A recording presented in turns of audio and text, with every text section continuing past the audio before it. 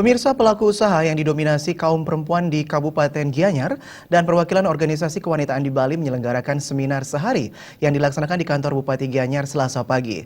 Seminar mengambil tema wanita, kebaya, dan karya kemanusiaan, menghadirkan narasumber seorang desainer Ene Avante.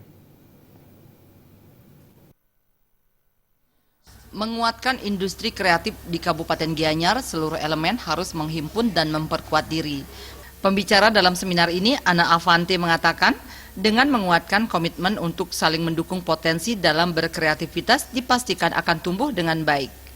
Namun disadari dalam membangun potensi dalam berkreativitas, para pengusaha wanita ini juga harus didampingi pakar maupun dari kalangan profesional.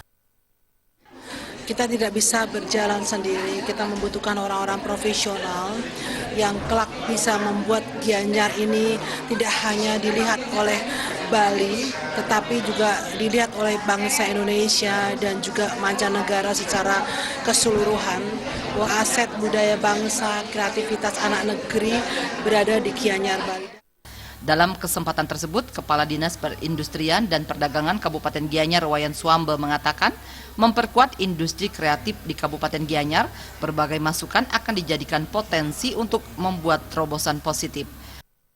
Sekarang itu kan sedang giat-giat kita kembangkan dengan menggandeng beberapa desainer bertingkat nasional, karena kita juga punya desainer lokal yang memang kami harapkan juga bisa menyerap pengalaman Bu Ane selama ini yang kita bisa terapkan di Gianyar.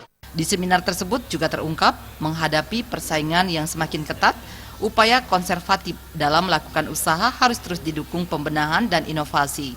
Suteja dan Yudi.